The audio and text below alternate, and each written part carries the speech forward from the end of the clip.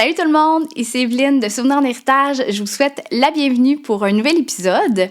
Aujourd'hui, on fait la rencontre et on met la lumière sur l'histoire de vie de Monsieur Claude. En fait, je vous dis de mettre la lumière sur son histoire de vie, je dirais de mettre la lumière sur un homme qui, on dirait, a 1000 vies en une. Donc, vraiment, un épisode super intéressant, très riche en histoire. Mais quand je dis histoire, je parle autant d'histoire au pluriel que d'histoire avec un grand H.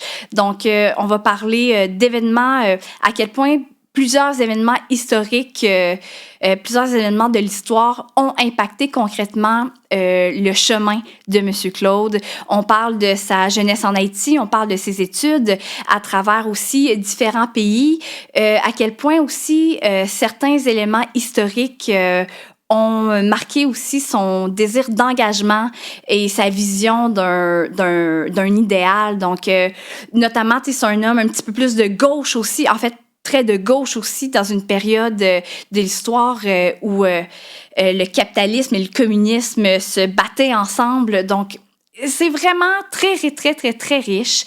Puis, on va parler aussi de son arrivée au Québec. On parle aussi de la richesse des passions parce que c'est un homme profondément passionné. C'est quelqu'un que quand il fait quelque chose, il le fait à 1000%. On en parle aujourd'hui et c'est profondément un épisode qui est fascinant. Donc, je vous souhaite une belle écoute concernant le tout. Et bien évidemment que j'ai envie de saluer ceux qui aident à mettre ce beau projet-là de l'avant. Donc, je veux remercier le studio Sonoptique de nous recevoir encore une fois dans ce beau studio, ainsi que ma gang chez Meilleur, parce qu'on a toujours la petite question Meilleur qui permet d'avoir des beaux moments de partage dans le balado. Donc, bonne écoute, puis au plaisir. Salut tout le monde! Je vous souhaite la bienvenue au studio, puis je suis très contente de vous recevoir aujourd'hui. D'accord. Donc, on va commencer, en fait, parce que j'ai vraiment envie de mettre la lumière sur votre histoire de vie. Parce que moi, j'ai l'impression que vous êtes le genre de personne qui avait eu plein de vies dans une vie. Donc, j'avais envie qu'on en parle aujourd'hui. Oui, j'ai traversé quelques rivières. C'est beau, c'est une belle image, ouais, ça. Donc, j'ai envie de commencer à savoir, vous, Monsieur Claude, de nous raconter le contexte dans lequel vous êtes né et que vous avez grandi. Moi, je suis né dans une famille vraiment de classe très moyenne, dans ce sens que ma mère et mon père, eux tous, ils n'étaient pas mariés. Donc, c'était comme si ma mère, c'était le plaisir de mon père. Il venait, il dormait pendant 2 jours, après ça, il s'en allait, il revenait, etc. C'était ce contexte-là. Et puis, comme on était 4 à la maison, parce que normalement, j'ai 5 frères et sœurs, mais là, on était 4 avec mon père, parce que l'autre, c'était en dehors du mariage, en dehors de la relation entre mon père et ma mère, qui était mon grand frère. D'accord? Donc, on était 4 à la maison, comme ça, généralement. Et puis, c'est ça, on vivait au jour le jour. Lui était ingénieur au système télégraphique et téléphonique en Haïti. Donc, il apportait ce qu'il pouvait à la maison. Ouais. Donc, on mangeait tous les jours, normalement. Ouais. C'est quand même... Il y avait un rôle de pourvoyeur. C'est ça, oui. Ouais. Puis, est-ce que vous étiez proche de lui? J'étais de préférence sous ses ordres. OK. Ouais.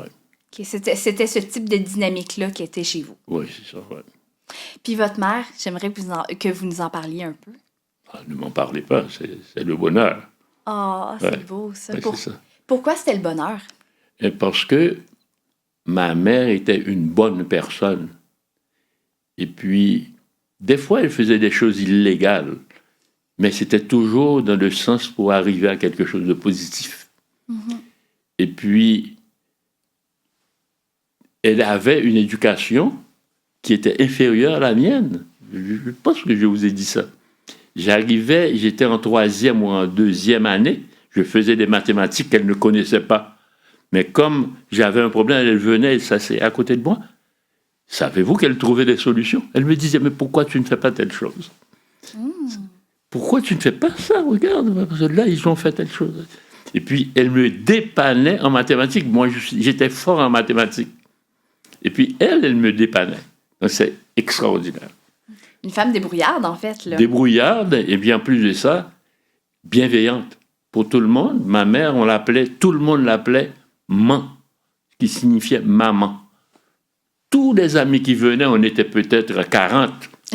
Dans le quartier, on était 40, on se réunissait. Bien, il y avait de la nourriture pour tout le monde, tout le temps. Même s'il y avait peu, il y en avait pour tout le monde.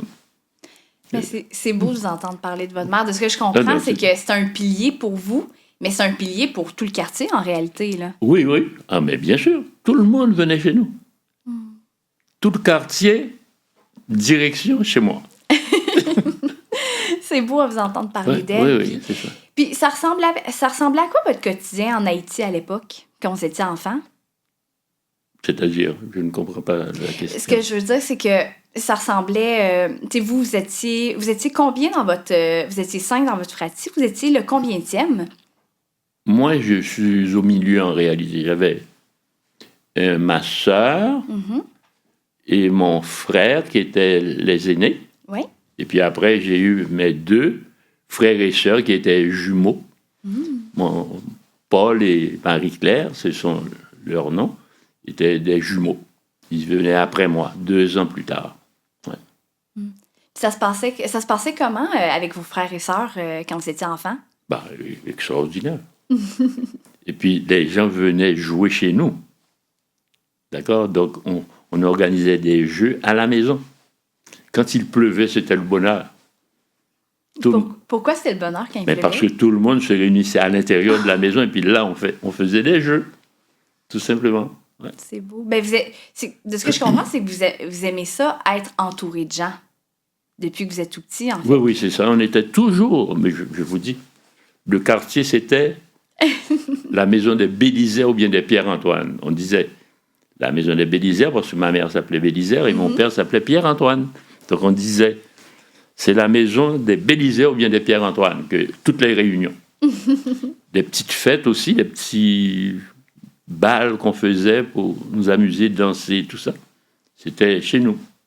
J'ai envie aussi de vous demander, votre père, vous avez mentionné que c'était plus un pourvoyeur dans votre relation avec lui. Qu'est-ce qu'il faisait, lui, dans la vie, votre père? C'est ça, il était ingénieur. Il était ingénieur, OK. Ouais. Il était ingénieur et puis il travaillait au service téléphonique et télégraphique. Et puis il était devenu directeur de ce service-là, en Haïti, avant d'être promu ministre des Travaux publics. Ouais. C'est ça. Donc, il a été auprès aussi du gouvernement à l'époque, donc il a eu une vie quand même politisée, votre père, si je ne me trompe pas. Non, c'était un homme qui n'était pas politisé. Il avait des idées. Il était plus un homme de gauche que de droite. Et puis, d'ailleurs, son meilleur ami, c'était le meilleur, peut-être un écrivain d'Haïti, et qui s'appelle Jacques-Stéphane Alexis, qui était un médecin. Et puis, c'est lui qui a construit le premier parti communiste en Haïti. Et puis, quand il revenait de France, parce qu'il a fait ses études en France, et puis mon père, c'était comme un ami. C'était son médecin en même temps et son ami. D'ailleurs, on a profité de cette relation-là pour l'empoisonner. Comment ça? Mais mon père est mort empoisonné pendant qu'il était ministre. Oh! Vous aviez quel âge à ce moment-là? Mais j'avais 18 ans. 17 et demi, à peu près. Puis, comment ça vous a impacté, vous? Ah non, ça, c'était terrible. Imaginez. J'étais en discussion avec lui, comme on appelle, relation père-fils, puis comment on appelle, en contradiction de dire non, c'est toi l'imbécile. Comment on était rendu là. Mm-hmm. Et puis après, on s'est réconciliés. Il m'a apporté un peu d'argent, etc., etc. Et puis, brusquement, parce qu'il y avait 2 chauffeurs qui venaient à la maison dans les voitures, parce qu'il y avait 2 voitures comme ministre. Et puis, à un moment donné, hop, un chauffeur arrive et dit « Votre père est à l'hôpital ». Donc, on est allé tout de suite, là, tout le monde, toute la famille. C'était pour mourir. Là. Il était là, comme ça, là, figé. Et puis, comment ils ont fait ça? Je vais vous l'expliquer. C'est facile, là, c'est un complot. Un complot parce que lui, il a refusé de participer à, comment on dit ça, une vente de l'île de la Tortue. À ce moment-là, l'île de la Tortue, en Haïti, c'est au nord totalement, au nord-ouest d'Haïti. Et puis, les Américains voulaient une concession, une affaire comme ça. Lui, on donnait beaucoup d'argent pour l'avoir, cette concession-là. Et puis, lui a dit, ah non, moi, je ne trempe pas dans cette merde-là. C'est ça, en fin de compte, qu'il a dit. Étant donné qu'il avait une certaine influence, ils ont décidé de le descendre, de l'empoisonner. Parce que j'ai envie de prendre un petit moment pour expliquer à ceux et celles qui nous écoutent ou qui nous regardent, c'est qu'il faut comprendre que le contexte dans lequel vous êtes né en Haïti, c'est qu'il y avait des instabilités politiques, socio-économiques qui faisaient en sorte que ça brassait beaucoup à l'époque. Non, dans ce temps-là, on pensait qu'on était riche. D'accord? Parce que c'est à ce moment-là qu'à Haïti, on a fait le grand barrage qui s'appelle le barrage de Péligre. Mm-hmm. D'accord? On avait ça. Et puis, il y avait une circulation d'argent dans ce temps-là. Et puis le tourisme était bien développé dans ce temps-là. Et ma mère m'appelait mon petit ingénieur. Donc, c'est elle qui m'a fait que j'ai dit, ah, je vais être ingénieur. J'étais bon en mathématiques. Toute la famille était bonne en mathématiques. Donc, j'étais bon en mathématiques, c'était facile, etc., etc. Donc, j'ai dit, ah, ingénieur, quand on faisait des petites constructions, moi, je faisais une maison, je serais ingénieur quand on jouait. Mm-hmm. Vous voyez, il n'y avait pas de Lego à ce moment-là. Il fallait prendre des petites affaires, faire les panneaux, etc. Donc ça, vous avez décidé de devenir ingénieur. Ouais. J'aimerais ça que vous nous racontiez aussi, parce que vous êtes allé aux études aussi à l'extérieur d'Haïti, j'aimerais ça que vous nous racontiez comment ça s'est passé. Moi, après mon baccalauréat, qu'on appelle chez nous baccalauréat, pas un BS, là, d'accord? C'est baccalauréat, c'est-à-dire c'était comme le système français. On arrive en rhétorique et puis en philosophie, ça c'est les 2 baccalauréats qu'il y avait en Haïti. Après, j'ai reçu une bourse de Cuba, du gouvernement cubain. Non, pas du gouvernement, de l'université de Oriente, qui était une nouvelle université, puis qui donnait une bourse à quelqu'un. Et puis on a choisi, donc le ministère de l'Éducation nationale devait choisir quelqu'un. Mais comme j'étais lauréat en philosophie, c'est-à-dire j'avais terminé premier, inimaginairement, hein, parce que je n'étudiais pas du tout, etc. C'est au dernier moment que j'ai pris tous mes livres. Je me suis ramassé pendant 1 mois sans jamais sortir. Livre ici, livre là, livre là, livre là. Et puis, j'ai réussi à sortir premier. Donc, Félicitations! Et puis, en fin de compte, c'est ça. Donc, j'ai eu la bourse, et puis je suis allé à Cuba avec une bourse de l'université de Santiago de Cuba. Puis, comment s'est passée votre expérience à Santiago de Cuba? Oui, une bonne expérience. Une bonne expérience? Oui. Comment vous avez vécu le fait de sortir... Est-ce que c'est la première fois que vous sortiez de votre pays? Non, la deuxième. OK, c'est la deuxième fois. Parce que la première fois, j'étais sorti, on était à la Jamaïque, on a fait... Mm-hmm. Il y avait un concours de choses, comment on appelle ça là, entre 2 collèges, le collège Saint-Georges et le collège Saint-Louis-de-Gonzague, où j'étais. Mm-hmm. Et puis, c'était une compétition sportive. Donc, moi, je faisais du saut à la perche. Donc à ce Ah moment-là, oui, je savais pas que vous avez fait du saut à la perche. mais non, mais je vous fais découvrir des choses. Ben oui, Ah oui, mais j'étais- j'adore ça. Ah oui, j'étais.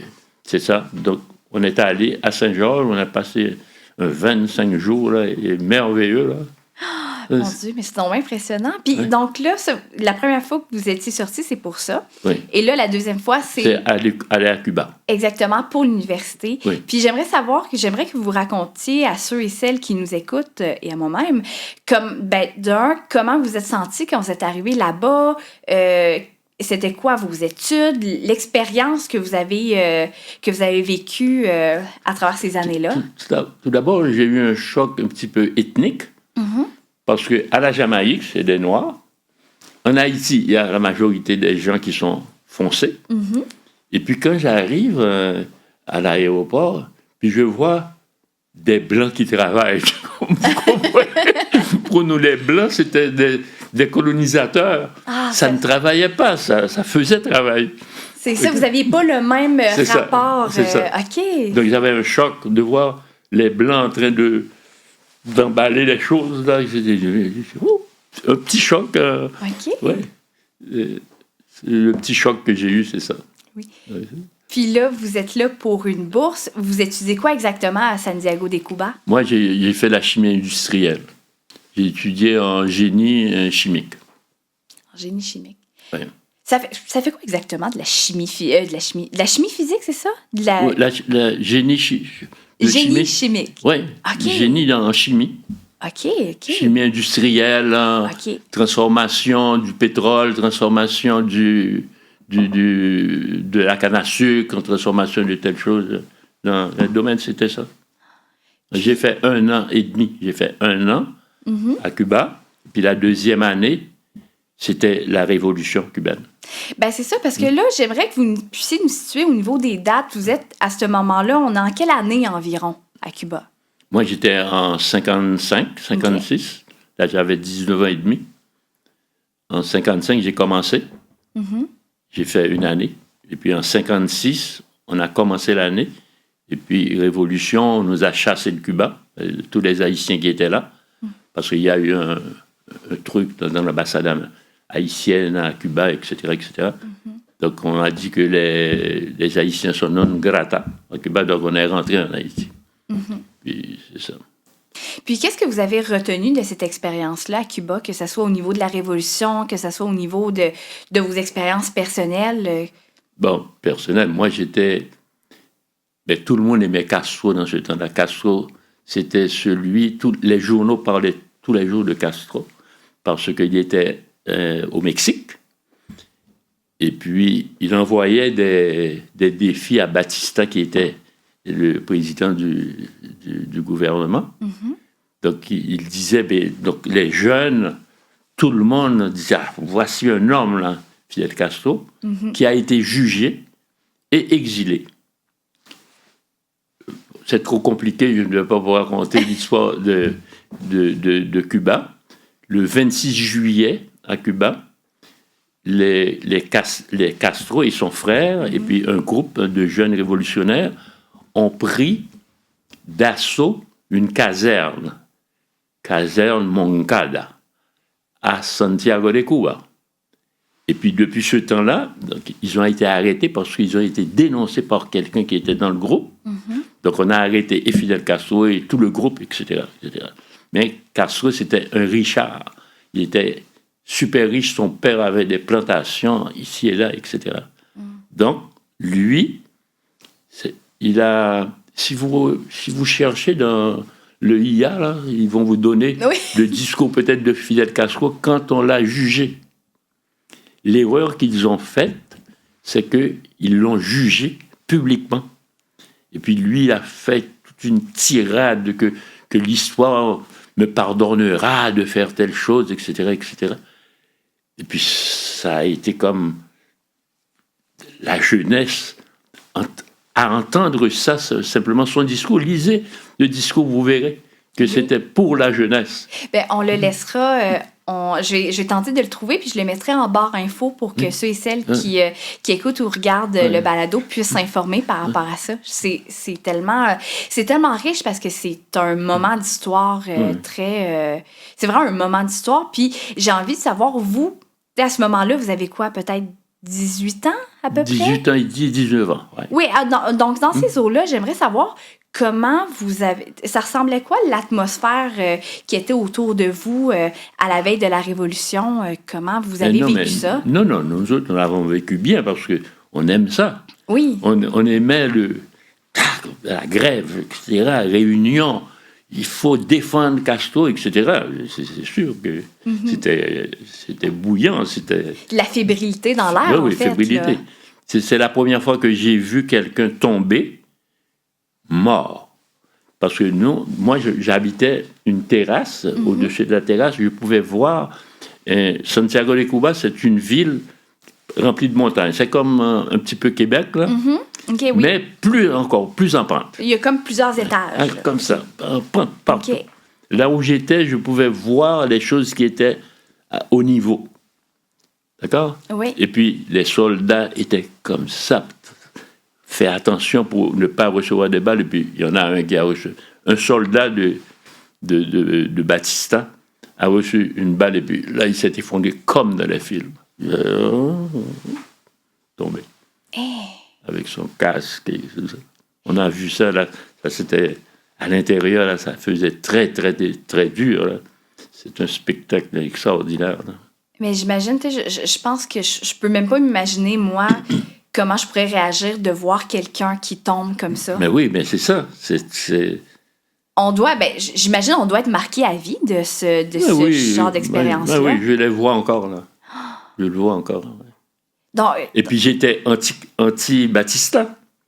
Mais quand le soldat est tombé, ça me fait mal. Ben oui, tout à fait. On s'entend que qu'importe le camp ou le côté ou la philosophie... On est devant quelqu'un qui perd la vie, qu'importe le contexte, il n'y a personne qui peut rester indifférent face à ça, j'imagine. C'est sûr. Puis là, à travers tout ça, donc là, la Révolution commence. Là, Révolution, vous savez comment c'est? Ben oui, mais je vous invite peut-être à nous en parler un petit peu plus. Brièvement. Brièvement, oui. Castro a envoyé des défis à Batista, disant il faut faire telle chose, donner la liberté de timbre, faire telle chose pour le peuple, etc. Mais il énumérait toutes sortes de choses. Donner à manger au peuple, etc. Il dit, si vous ne le faites pas, je débarque. Et puis, en effet, il a débarqué. Et quand il a débarqué, Castro, ils étaient 60 et quelques personnes dans un petit bateau qu'on appelle Granma, Granma. Ils ont débarqué dans comment on appelle ça, dans des marécages. Donc l'armée a profité à mitrailler tout le monde, là. Les 60 personnes, là, presque étaient tous morts. Il en restait 12 ou 13. C'est ça que Castro, avec ces 12 personnes-là, ou bien 16 personnes, le chiffre... on le perd avec le temps, là. On le perd avec le temps. Alors, c'est très peu de personnes. On va dire 20, 22, je ne sais pas. Mais, et puis c'est là qu'ils sont montés à la Sierra Maestra. La montagne qui est à Oriente. Et puis là, ils ont commencé à s'organiser. À s'installer. S'organiser. Puis c'est là qu'ils ont fait. Ils ont parti la révolution de 22 hommes, avec le peuple. Parce que le peuple qui était autour a collaboré avec Castro. Puis de temps en temps, il en prenait. Jusqu'à la finale. Le 1er janvier 1958, à ce moment-là, j'étais en Haïti. C'est ça, parce que là, vous, à ce moment-là, il y a un décret qui explique que là, les Haïtiens doivent retourner dans leur pays. Puis j'ai l'impression aussi, je pense qu'il y a eu beaucoup aussi de gens qui n'étaient pas des Cubains qui ont dû quitter le pays aussi. Mais pour vous...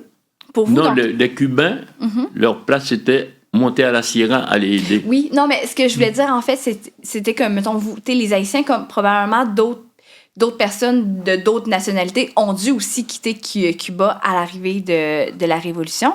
Mais là, moi, je veux me concentrer sur vous. Donc là, à ce niveau-là, vous vivez tout ça à la veille de la Révolution, mais vous devez quitter par obligation politique. Ouais, mais Donc, quand je devais quitter, j'avais le choix. Monter à la Sierra ou bien quitter. Et puis c'est une dame qui était la mère des amis que j'avais, qui m'a dit « Ah, Claude, retourne chez toi. » Donc je l'ai écouté comme mère. Il dit « Vous savez pourquoi c'est les Blancs qui vont prendre le pouvoir, etc. » C'est ça ce qu'elle m'a dit. Mais j'ai dit « En fait, quand je vais voir ma mère, parce que c'est ma mère qui était là. » Et quand je suis arrivé, ma mère ne savait même pas que je voyageais. Oh non! Mais non. Je suis entré à l'improviste. On a pris l'avion, on est descendu, et puis, arrivé chez moi, j'ai pris un taxi, j'arrive chez moi, puis je trouve ma mère qui est comme ça. Et puis, elle a ouvert les yeux. J'étais en train de penser à toi. Oh. Ah non, mais c'est une belle surprise pour elle de voir arriver. Là. Ça, ouais. Mais donc là, vous décidez de quitter. Oui, je ne suis pas monté à la Sierra. Puis, comment s'est passé votre retour en Haïti en étant conscient de ce qui se passe à Cuba, à quel point ça vous a marqué? Puis, donc, comment ça vous a marqué? Puis, qu'est-ce que vous avez fait en arrivant? Vous avez repris vos études? Comment ça a fonctionné? C'est ça, oui. On m'a donné une année de choses à l'école polytechnique, parce que j'ai suivi des cours qui étaient beaucoup plus avancés qu'en Haïti. On m'a donné une année, puis j'ai fait l'année, puis j'ai fait les 3 ans qui restaient à la formation pour devenir ingénieur civil. Et puis c'est comme ça. Et puis automatiquement, moi, j'ai été tout de suite, étant donné que je venais de Cuba, donc les partis, il y avait 2 partis qui étaient 2 partis communistes en Haïti. Puis un des partis m'a contacté pour dire oui, j'y vais. On s'engage. On s'engage. C'est ça. Puis j'aimerais que vous nous expliquiez, pour ceux et celles qui nous écoutent puis qui nous regardent, ça ressemble à quoi aussi le contexte dans lequel vous êtes, le contexte socio-politique dans lequel vous êtes arrivé en Haïti à votre retour? Eh bien là, c'était terrible. C'est là que Duvalier... Vous avez entendu parler de Duvalier? Oui, mais vous m'en avez parlé. C'est là que Duvalier, qui était candidat à la présidence, et puis on avait un candidat populaire qui s'appelait Fignolet, qui était aussi candidat. Alors c'était la bagarre entre les deux. Et puis c'était terrible, parce que cette histoire-là, je vais la laisser passer. Il n'y a pas de problème. D'accord? Sentez-vous à l'aise. Non, parce que après, l'armée a appuyé Duvalier, et puis donc Duvalier a pris le pouvoir illégalement, en fin de compte, par une élection qui n'avait rien d'élection. Qui n'avait rien de démocratique. De démocratique, oui. Puis là, vous êtes revenu en Haïti. Vous avez quel âge à ce moment-là? Mais là, j'avais 20... Non, j'étais déjà... En 58, j'avais 22 ans. C'est juste que je vous écoute parler avec beaucoup d'inspiration puis beaucoup d'admiration, parce que reste que, vous êtes dans le début de la vingtaine, on est dans un moment de la vie où on a l'impression que toutes les portes nous sont ouvertes, qu'on on a une vie à vivre, du moins moi de la manière que j'ai vécu ma vingtaine. Oui. Mais quand je vous écoute parler, je me rends compte que vous avez vécu une vie, à quel point ça a dû vous impacter, c'est ce contexte politique-là. Vous étiez jeune pour vivre ce que vous êtes, pour être exposé à tout ça. À quel point ça vous a forgé, à quel point ça a eu de l'impact sur vous? Parce que moi, depuis que je suis petit comme ça, là, je suis... Tout petit? Ouais. J'ai combattu la peur. Je n'ai pas peur. D'ailleurs, c'est pour ça que je suis vivant encore, parce que Duvalier m'a arrêté 2 fois. Ils ne m'ont pas tué. Ils m'ont laissé partir après une journée de demande de visa, de passeport. Les gens attendaient 2 ans, 3 ans. Donc, ils voulaient se débarrasser de moi. Comme ça, je suis parti. Et je suis arrivé à Paris, ensuite à Varsovie. Parce que c'est ça, en fait, c'est que vous représentiez un peu l'opposition au gouvernement qu'il y avait à l'époque. Donc, c'était plus dans une optique plus de révolution, en fait. C'est ça. Donc ça, pour lui, vous, ainsi que, mettons, les autres qui étaient que à travers tout ça, c'était un peu comme une menace. Donc, il y avait ce désir-là de vous de se débarrasser de moi. Ben ça, puis vous, il y avait un désir. Qu'est-ce qu'il y avait derrière ça, ce désir de révolution-là, ce désir-là? Ah mais non, mais moi, vraiment, là, mon père est mort. Pourquoi? Assassiné ou bien, appelez-le comment, empoisonné pour l'honneur, parce qu'il détestait la mesquinerie. Il détestait de plonger dans quelque chose de louche, de se salir les mains. Donc ça m'est resté. Oui. Ça vous a habité dans votre engagement Ben oui, c'est ça. à vouloir créer quelque chose de plus beau puis de plus grand que vous. C'est ça. Parce que vous étiez, je me permets peut-être un petit peu plus au niveau de la gauche à ce moment-là. Vous étiez plus au niveau... est-ce que vous étiez au niveau du Parti communiste, en fait? Oui, okay, c'est ça. Il y avait deux partis. Le parti de mon ami, justement, Jacques-Stéphane Alexis. Si vous... Peut-être que vous aimez lire, il a écrit les musiciens... Voilà, là, j'ai un trouble de mémoire. Là. C'est tout le temps ça, quand on veut le dire, on l'oublie. C'est ça. Ce livre-là, Jacques-Stéphane Alexis, écrivez ça, regardez ces livres, et puis choisissez un livre, et puis allez lire un chapitre. Parfait. Vous allez voir c'est quel homme qu'il était. Ben écoutez, c'est parfait. On va pouvoir laisser ça si les gens qui nous écoutent présentement ont envie d'avoir une nouvelle lecture, c'est parfait. Mais je trouve ça très touchant de vous entendre parler de votre engagement, parce que ça reste aussi que le décès de votre père, ça vous a marqué. Puis je pense qu'il y a personne qui reste indifférent au décès d'un parent, surtout dans un contexte aussi tragique. Mais je trouve ça intéressant de voir que ce que vous avez fait de ça, vous avez voulu mettre ça dans un engagement, dans un désir de construire, selon vous, qu'est-ce qui était un monde meilleur. Exactement. Non, exactement. Puis aussi à un jeune âge aussi, là, vous êtes en début de vingtaine, là, c'est intéressant puis c'est inspirant de voir à quel point vous étiez engagé aussi jeune. Ben oui. Mais il y avait, pas seulement moi, il y en avait beaucoup. On les a tués, on les a assassinés. Duvalier les a assassinés. Il y en a un, Jacques-Stéphane Alexis, vous savez comment il est mort, lui? Non. On lui a percé les 2 yeux. On l'a tué par ses yeux. En perçant ses yeux. On l'a tué comme ça. C'est pas doux comme mort. Ah ouais, c'est ça. Ouais. C'est pas doux comme mort. Oui, c'est ça. Donc ça, puis vous êtes témoin de ça, donc c'est sûr que ça doit être très confrontant pour vous de voir tout ça, d'assister tout ça, puis je sais que vous avez quitté quelques années plus tard Haïti pour aller étudier en Pologne. Oui, c'est ça. Est-ce que ce contexte-là s'est déroulé comment? Qu'est-ce qui a fait en sorte que vous êtes parti? Moi, je suis parti parce que le parti a dit il faut qu'il parte pour essayer d'organiser quelque chose. Parce que moi, on avait l'intention de partir, d'aller à Cuba, parce qu'à ce moment-là, Cuba donnait une aide de formation militaire et tout ça. Et puis, c'était l'intention, passer par la Pologne, après ça, aller à Cuba. Mais ce qui est arrivé, c'est qu'arrivé en Pologne, on a vu que le contexte n'était compris de personne. Parce que le bloc de communistes, si vous voulez, le bloc les rideaux de fer, là, on disait, c'était pas terrible, hein, c'était le mensonge, c'était simplement que c'était socialiste dans ce sens, tout appartenait à l'État, c'est vrai, mais le petit groupe, la petite bourgeoisie rouge qui était là, mais faisait ce qu'elle voulait.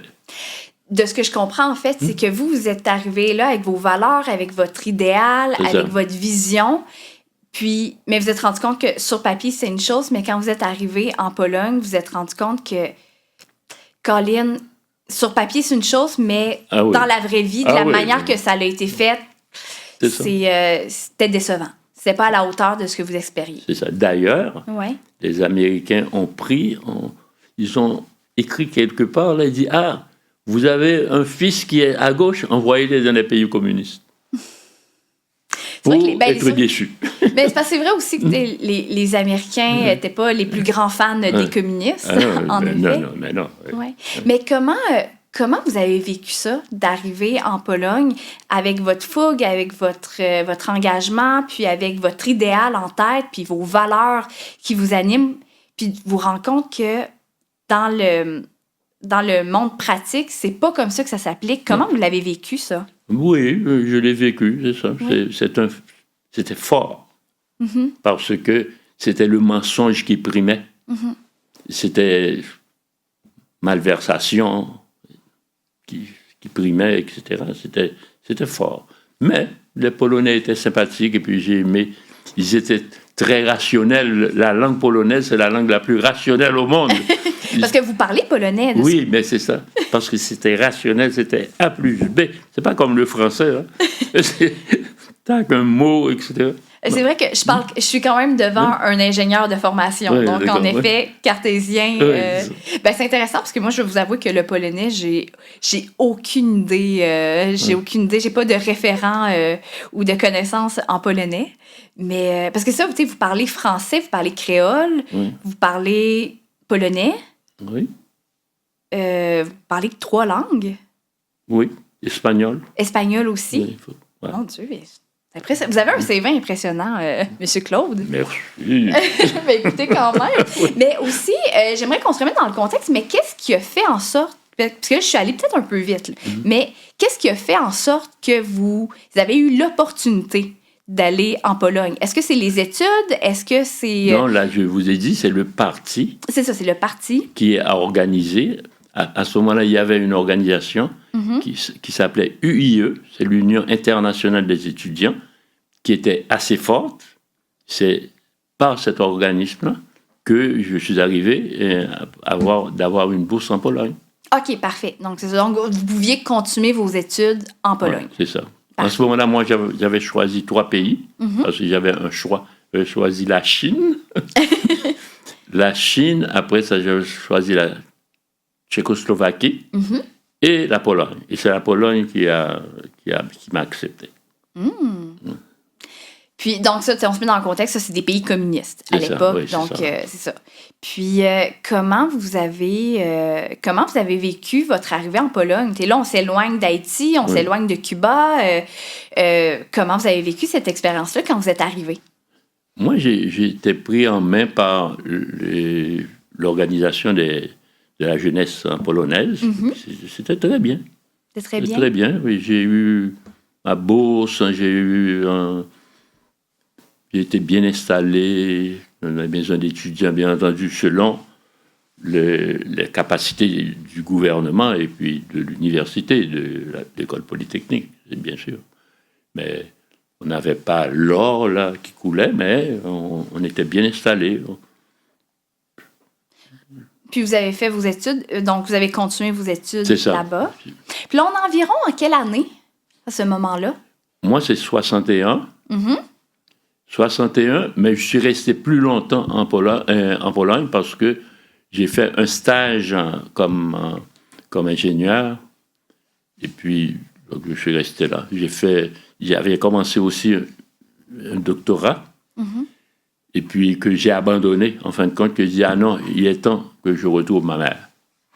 Le fils à sa mère. Oui, c'est ça. C'est pour ça que j'ai choisi, comme je vous ai dit, le Canada, à la Suède, qui m'avait offert aussi un travail. Ben oui, puis on va pouvoir en parler aussi, là, parce que j'ai beaucoup de questions concernant votre arrivée au Canada puis le contexte dans lequel vous avez été plongé pour ça. Mais j'ai envie de continuer un peu sur la Pologne, parce que là, vous me dites que vous arrivez là dans le début des années 60 en Pologne. Oui. C'est sûr et certain que je suis très curieuse de savoir comment c'était en Pologne, du fait que la Pologne a été ravagée par la Deuxième Guerre mondiale. Donc, tu sais, qui a terminé en 45, là, on est en 60. Au niveau historique, sur une échelle du temps, c'est très court. J'aimerais ça que vous nous disiez, ça ressemblait à quoi, la Pologne après-guerre? Ah, mais c'était vraiment... J'ai vu des décombres un peu partout à Varsovie, surtout les quartiers de Juifs. les quartiers juifs, ceux qui combattaient le plus les Allemands, en fin de compte, dans ce temps-là, c'était bombardés, comme écrasés. Là, ils sont en train de faire la même chose à Gaza. Là, c'est sûr que je me permets, je n'irai pas au niveau trop politique aujourd'hui, mais ce que je trouve troublant, c'est de me dire, tu sais, vous êtes arrivé quand même dans ce pays-là qui a été ravagé par une guerre terrible. Puis, tu sais, vous m'aviez aussi raconté, quand on s'était parlé préalablement, tu sais, qu'il y avait encore des trous dans des édifices. La guerre n'était plus, mais de ce que je comprends, on sentait encore les répercussions de tout ça. Mais c'était des décombres. Un peu partout. Comme vous dites, là, des trous de mitrailleuses dans les murs et tout ça, là, partout. Il y a des endroits où ils ont mis des fleurs, c'est parce que c'est des gens qui venaient jeter des œufs ou bien encore n'importe quoi sur les installations des Allemands, qui faisaient une sorte de bravade. Les Polonais, c'est des ils ne regardent pas la mort, ils sont comme ça. Des gens forts. Oui, ils sont... Non, c'est comme imbécile, là. Je dis, mais oui, on se jette. Regardez, les Allemands avec leurs mitrailleuses sont là, et puis j'arrive, et puis je prends un tas de merde, comme on dit, et puis on l'envoie, pouf! OK, je comprends plus dans ce sens-là. OK, je comprends mieux. Mais puis comment aussi vous avez vécu le fait d'arriver dans ce pays-là? Est-ce que l'accueil des Polonais était positif d'avoir des étrangers ou au contraire, il y avait une peur? C'est l'un des pays, les gens sont les plus... mieux que Haïti, mieux que Cuba, mieux que partout. Bras ouverts, portes, etc. Les meilleures choses tout de suite pour vous, etc. Ah non, c'est terrible. Polonais égale... Je le sais pas, mais de la gentillesse à vous écouter. Gentillesse et puis hospitalité. Ouais. Mais c'est ce que je trouve intéressant quand je vous écoute parler, c'est que t'es un peuple qui a vécu tant d'atrocités, sont à la fois très accueillants, très gentils, alors qu'il y aurait pu avoir toutes les raisons du monde d'être fermé, d'être braqué, de ne pas être à l'aise de recevoir des étrangers dans leur pays. Donc, je trouve ça beau de vous entendre parler de cette bulle-là dans laquelle vous avez... Nous avons un lien avec les Polonais aussi. Les Haïtiens? Oui, parce que jusqu'à présent, il y a des Polonais en Haïti. Une brigade polonaise a fait défection de l'armée de Napoléon pour combattre aux côtés des Haïtiens. Ah, fait qu'il y a toujours comme un petit clin d'œil historique. Toujours. C'est comme par hasard, je suis en Pologne, et comme par hasard que j'ai découvert. Puis, vous êtes resté combien d'années en Pologne? Pratiquement 8 ans. Pratiquement 8 ans, quand même. Oui. Puis, qu'est-ce qui a fait en sorte que vous avez quitté la Pologne? Mais j'ai quitté, comme je vous ai dit. Parce que je voulais expliquer. J'ai rencontré l'ambassadeur. Il faut l'expliquer aux gens qui nous écoutent, c'est pour ça. L'ambassadeur, on allait à des réunions à l'ambassade chinoise. Parce que dans ce temps-là, il y avait Chinois et Soviétiques qui ne s'entendaient pas. D'accord? D'ailleurs, on a été arrêtés en sortant de l'ambassade chinoise à un moment donné. Oh, parce que la police est venue nous intercepter. Parce qu'on était comme anti-russes, mais plus chinois. Donc, en sortant de là, donc il y avait des réceptions tout le temps à l'ambassade chinoise. Et puis, là, j'ai rencontré l'ambassadeur, comment il s'appelle, là? L'ambassadeur du Canada, qui se trouvait dans la réception. Alors, OK, c'est ça. Donc... Et puis là, on a parlé, il a dit, mais oui, nous, on a besoin d'ingénieurs et tout ça. Allez-y, vous allez voir, vous allez être reçus tout de suite, etc. Donc quand j'ai pris mon billet, je l'ai pris. On m'a donné un billet pour retourner en Haïti, bien sûr, mais en passant par le Canada. Et puis là, je suis resté. Puis j'ai goût de demander comment s'est passé votre... aussi, comment, à l'époque, le Canada était perçu? Ah, le Canada, c'était la merveille du monde. Mais jusqu'à présent, un peu. Même dans tous les pays. Le Canada a une bonne réputation à l'international. Très bonne réputation. Mais tu sais, je sais que vous m'aviez partagé que c'était un fait, surtout dans cette époque-là, à quel point je pense que c'était le Canada, au niveau international, brillait. Ah oui. Il brillait par sa neutralité dans ce temps-là, même, comment il s'appelle, Pearson, et avant, faisait une politique vraiment de neutralité, et puis, comme nous protégeait contre l'impérialisme, même si c'est le contraire maintenant qui se fait là, parce qu'il y a un brassage qui s'est fait, là. Hein? Mais ça, en fait, le Canada, c'était comme le meilleur ami de tout le monde. C'est ça. C'était le pays qui n'était jamais contre personne, mais qui était toujours le bon Jack qu'on avait besoin. C'est ça. Ah oui. Et puis, c'était un pays neuf aussi. N'oubliez pas que moi, ma sœur a fait toutes les démarches pour venir étudier la science infirmière, comment on dit ça? La médecine, les sciences infirmières? Non, pas la médecine. Elle voulait être infirmière. Okay. Donc, tous ses papiers étaient réglés. Mais heureusement ou bien malheureusement pour elle, elle s'est mariée avant. Donc, là, ça a été mis de côté. Et puis on a eu... Donc, elle n'est jamais venue. C'est moi que je suis arrivé avant elle. C'est ça. Puis, donc là, vous décidez, après 8 années en Pologne, d'aller au Canada. De venir au Canada, oui. Exactement. Comment s'est passé votre arrivée au Canada? Oui. Puis je sais que vous m'aviez raconté une petite anecdote concernant votre mère. Oui. Oui, si vous pouvez nous la raconter, je ferais ça cute. Ben c'est ça. Donc, on s'est installé, et puis ma femme qui était en Suède est venue me rejoindre, et puis ma mère venait nous rejoindre.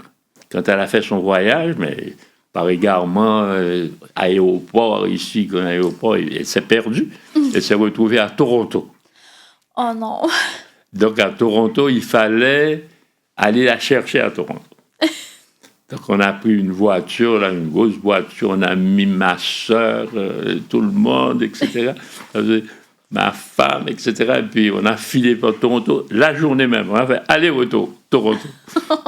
Pour récupérer votre mère. Puis est-ce que c'était la première fois que votre mère quittait Haïti, en plus? Oui, c'était la première fois. Donc là, mon Dieu, j'imagine la pauvre dame qui se retrouve perdue, pas dans le bon aéroport. Oui, c'est ça.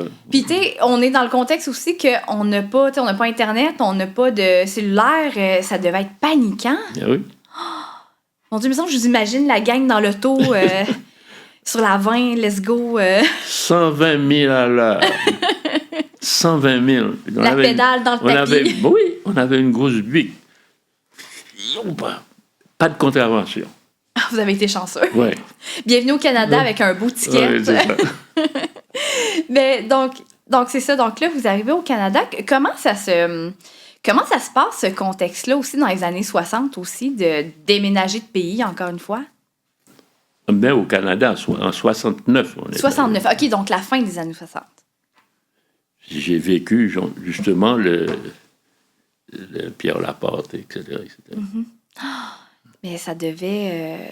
Parce qu'il y a ça aussi, c'est que vous arrivez dans un contexte, vous arrivez dans le pays, vous êtes accueilli comme un ingénieur, on est content de vous recevoir au niveau professionnel, mais reste aussi qu'on est dans ce contexte-là encore de fin de guerre froide où capitaliste, communiste, ça s'aime pas beaucoup, il y a un peu une chasse aux sorcières de tout ça. C'est pas évident non plus à ce niveau-là. Oui, c'est pas évident. La preuve, c'est que moi, j'ai pris une chambre à Montréal, sur la rue Saint-Denis. Oui. Et puis, ma chambre, la police, je ne sais pas, militaire, je ne sais pas quelle police est venue, a pris un livre que j'avais. Je n'avais pas apporté beaucoup de livres marxistes, là. Ils ont pris un livre que je lisais, de Plekhanov. Ils l'ont pris, ils l'ont emporté. Ils ont fouillé la maison, ils ont fouillé ma chambre. Quand je suis arrivé, la bonne dame qui m'avait loué la chambre a dit « Ils sont venus. » Ils sont... J'imagine la pauvre dame qui arrive, qui voit la police débarquer, qui se fait fouiller, comme pauvre madame.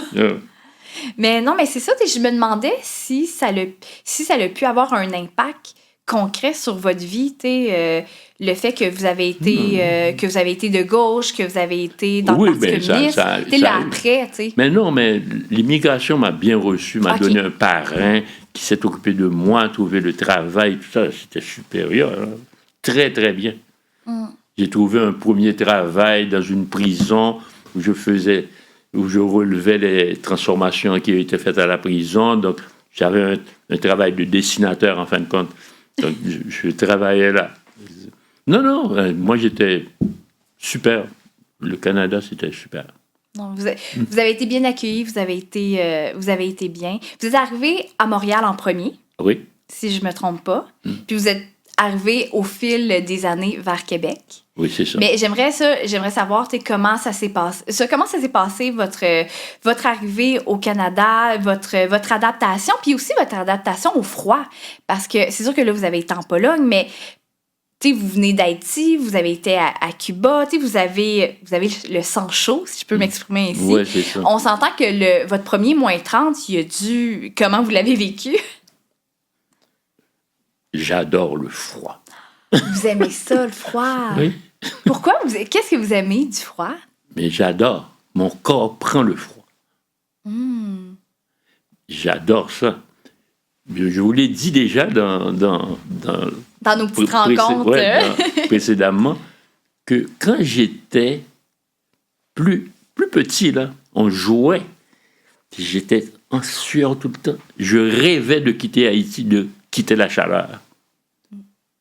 Pourquoi? Parce que je détestais la chaleur. Je détestais le soleil qui me tombe dessus. Ben écoutez, vous avez trouvé le gros lot ici, là. Côté froid, là. Non, mais j'étais en Pologne. En Pologne, on sent le froid plus qu'ici.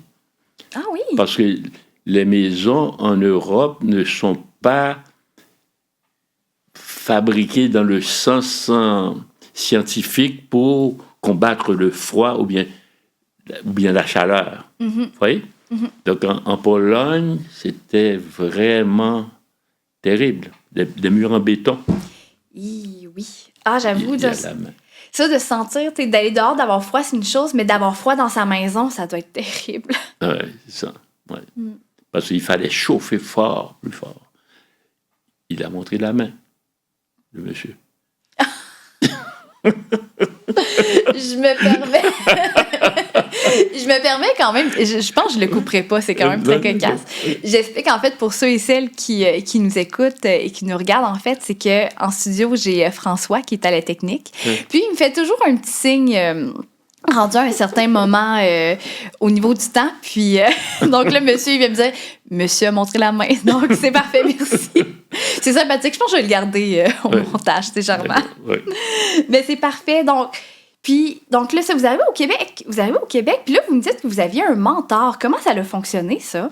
Ben, c'est un mentor à l'immigration qui m'appelle pour me dire d'envoyer telle chose. C'est lui qui me suivait. OK, donc ça, vous aviez vraiment comme un accompagnement, en fait. Oui, c'est ça. Oui. Ben, je trouve que c'est une belle chose. C'était extraordinaire. Ah, tant mieux. Puis ça durait combien de temps, ce mentorat-là? Ce mentorat-là, jusqu'à ce que je m'installe à Drummondville comme ingénieur. C'est ça, parce que vous êtes arrivé à Montréal, vous avez habité ensuite à Drummondville. À Drummondville, oui, pendant 4 ans. Ouais. C'est une belle ville. On salue tous ceux et celles qui habitent à Drummondville. C'est vraiment une très belle ville. J'aime beaucoup. Puis là, vous êtes arrivé à Québec pour vous y installer. Oui. Puis j'avais envie d'aller sur le sujet des passions. Parce que je vous explique une des choses qui m'a le plus marqué de nos rencontres ensemble, des discussions qu'on avait, c'est à quel point vous êtes passionné. Oui, c'est ça. Tu sais, je vous connais dans le contexte que vous êtes un enseignant de tango. Vous êtes un prof de tango. Oui. Vous dansez le tango. J'ai envie de vous entendre là-dessus. Comment le tango est arrivé dans votre vie?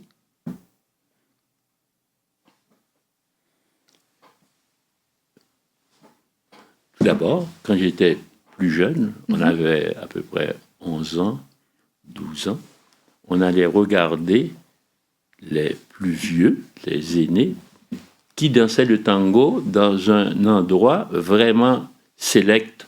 C'était un endroit qu'on appelle le Bicentenaire. Le Bicentenaire de Port-au-Prince.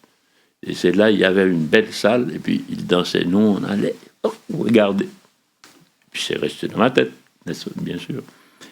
Ensuite, le point, la causalité proche de nous, c'est que ici, j'étais à Montréal quelqu'un nous a invités à dîner. Puis on a passé une soirée, on a soupé, etc., etc. Et puis après, le type a dit, c'est l'heure est au tango. C'est comme ça. Le tango est entré comme ça. Donc, vous n'avez pas cherché le tango, c'est le tango qui est venu vous chercher, en fait. L'heure est au tango, et puis il a fait quelques pas avec sa femme. Et puis on dit, est-ce qu'on peut essayer? On a essayé. Et puis j'ai regardé ça, il dit, mais le tango, c'est géométrique. Ah, l'ingénieur en vous qui parle. Oui, c'est ça, ouais. C'est donc un beau. Puis là, vous l'enseignez aujourd'hui. Oui, vous avez une école de danse. Mais j'ai appris le tango pour l'enseigner, pas pour danser. Pourquoi? Pourquoi cette différence-là entre le danser mais versus l'enseigner? Mais c'est versus, c'est que je ne me prends pas pour une vedette qui va danser. Je vais me prendre pour une vedette qui enseigne. C'est bon, ça. Je l'avais pas vu comme ça, mais c'est beau. J'aime ça. Puis, je me permets parce que il y a un court-métrage qui vous rend honneur, qui parle de vous. C'est un court-métrage de Romy Boutin-Saint-Pierre. Oui. Je mettrai le lien en barre info parce que c'est un magnifique court-métrage où elle vient dans votre studio, puis vous parlez justement du tango, puis de la beauté de tout ça. Puis, vous avez dit quelque chose qui m'a beaucoup touchée. Vous avez dit que vous vouliez vivre votre vie comme une œuvre d'art. Puis, je voudrais savoir, pour vous, qu'est-ce que ça veut dire, ça? Comme une œuvre d'art. Oui, vous avez dit ça. Oui, vous avez dit ça. Ça m'est échappé comme ça, d'accord. Comme vous avez dit, tout ce que je le fais avec vraiment à l'extrême. Je suis un extrémiste. D'accord? Vous êtes un passionné. Mais extrémiste, total. J'ai fait du ski avant. J'étais passionné à 100%. Je faisais ce que presque personne ne faisait. 100 journées de ski par hiver. 100 journées, même si je travaillais. Je combinais pour aller faire mes journées de ski. Donc, c'était ça. Vous étiez dans le bon pays pour venir ici. Oui, c'est ça. On a fait du ski. Je rêvais de mourir en faisant du ski. Je disais, je vais mourir là. Parce que quand vous skiez, profondément, qu'il n'y a pas beaucoup de monde, vous ne voyez qu'une étendue blanche. Donc vous avez l'impression que vous êtes dans un autre monde. C'est là qu'on a l'impression qu'on touche à l'éternité. On dit, mais quel bonheur. Là, on descend. Je dis, quel bonheur. C'est la même chose, maintenant, c'est devenu pour le tango. Parce que, vous venez de dire quelque chose que je trouve absolument magnifique, c'est qu'on a l'impression de toucher à l'éternité. C'est ça, oui. C'est puissant, je trouve, comme phrase. Ben oui, c'est ça. Mais allez faire une descente dans un exemple, parce qu'on a été à l'ouest de Calgary faire du ski.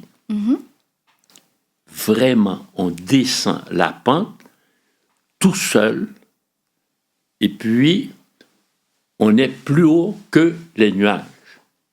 On descend et puis on va entrer dans les nuages. Mais quelle impression! Ah, ça, c'est terrible. Il faut le vivre. Et j'ai eu affaire à un psychiatre ou un psychologue en Pologne. Il m'a dit, mais c'est que j'étais... C'est quoi le mot encore? Quand quelqu'un se laisse aller dans la rivière, se laisse nager. Vous avez eu une passe plus difficile? Non. C'est quelqu'un qui était psychologue qui dit, mais Claude, c'était comme ça. Les choses arrivent et puis tu les acceptes. Dans le sens, vous êtes un peu comme go with the flow. C'est ça, ouais. Désolée de l'expression en anglais, j'ai pas l'équivalent en français, mais ça, vous vous laissez comme couler à travers... C'est ça, ouais. OK. Ah oui. Oui, c'est ça, mais je pense que j'étais un peu comme ça. Dès que je trouve un endroit où être passionné, je rentre là-dedans. Ici, je rentre là-dedans. C'est comme ça, ouais. Je me permets, j'ai envie de prendre un petit instant pour vous poser la question meilleure. En fait, c'est les jeux meilleurs, c'est des jeux de conversation et c'est des outils d'introspection. Puis, j'avais envie comme à chaque épisode du balado, j'ai leur petite question que je voulais vous poser. C'est à savoir pour vous, M. Claude, est-ce que vous vous considérez comme jeune de cœur ou vous vous considérez comme une vieille âme?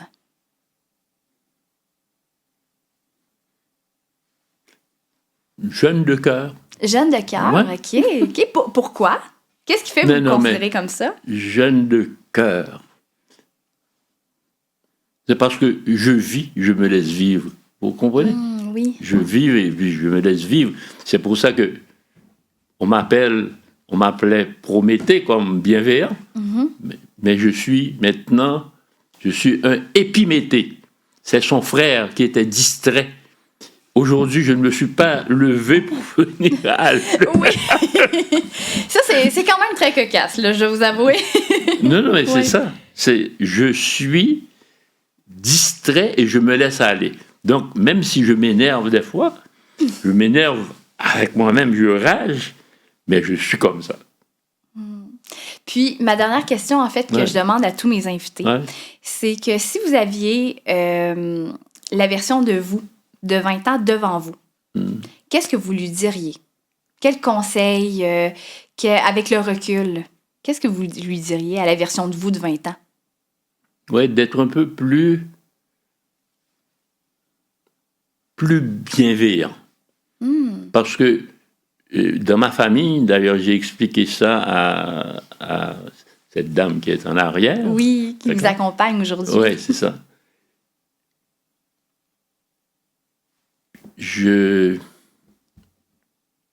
Répétez encore la question. Oui, en fait, si vous aviez la version de vous à de 20 ans, qu'est-ce que vous lui diriez avec le recul que vous avez? C'est exactement la question. C'est que nous autres, on est taquins. Toute ma famille taquine tout le monde. Mais en supérieur.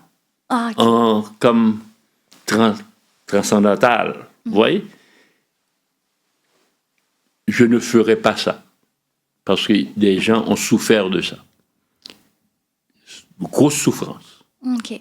Je ne sais pas si je vais vous expliquer ça. Il y a une fille qui tout le temps déambulait dans le quartier, puis qui nous regardait comme ça. Et puis on a pris la décision à un moment donné de dire, vous savez, nous tous, parce qu'on était beaucoup, vous allez lui dire, vous avez des mollets d'homme. Et puis, ça s'est répandu, tout le monde a pris ça comme une plaisanterie, et puis chaque fois qu'on rentrait la fille, on lui disait « mollet d'homme ». C'est ça, donc la taquinerie, mais qui peut-être peut faire... C'est ça, j'aurais dit, mais écoutez-vous avant de faire des taquineries. Jusqu'à présent, j'en fais. Des fois, est-ce que les taquineries sont grossières? Écoutez, dans tous les cas, de ce que je comprends, c'est que vous aimeriez peut-être avoir un petit peu plus de douceur et de bienveillance dans votre technique. Oui, de réfléchir un petit peu plus. Que je dirais au type de 20 ans, parce qu'on a fait souffrir les gens comme ça. Toute ma famille a fait souffrir les autres comme ça. On se prenait pour je ne sais pas quoi.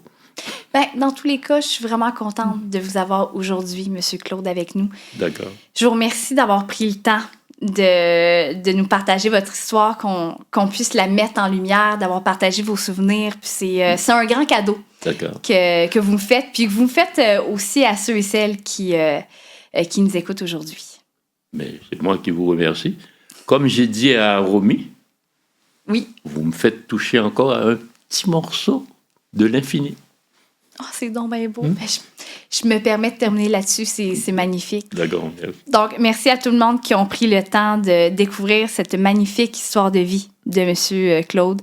Je vous souhaite une belle journée. Puis, au plaisir de vous revoir pour un prochain épisode. Bye bye.